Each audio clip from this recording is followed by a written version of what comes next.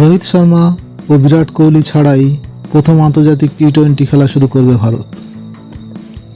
এই অভিযান শুরু হবে ঘরের মাঠে ভারত বাংলাদেশ 3 ম্যাচের সিরিজ দিয়ে। প্রথম খেলা শুরু হবে 6 অক্টোবর মধ্যপ্রদেশের গোয়ালিয়র থেকে। বিরাট রোহিত ছাড়াই ভারত তাদের দল সাজিয়েছে তরুণ ব্রিগেড দিয়ে।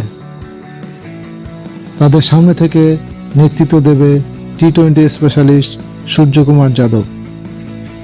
দলে নতুন মুখ হিসাবে অভিষেক হতে পারে আইপিএলের সবচেয়ে দ্রুততম পেসার মায়াঙ্ক যাদবের।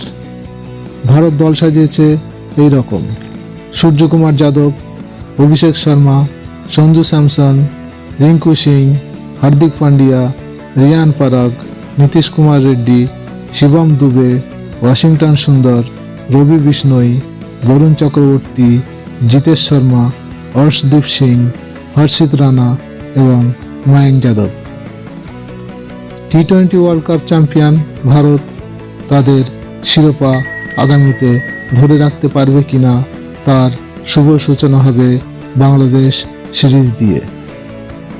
ওয়ানডে এবং টেস্টের পর টি-20তে অভিষেক হতে চলেছে ভারতীয় দলের কোচ গৌতম গম্ভীরের। সেদিকে নজর থাকবে সকলের।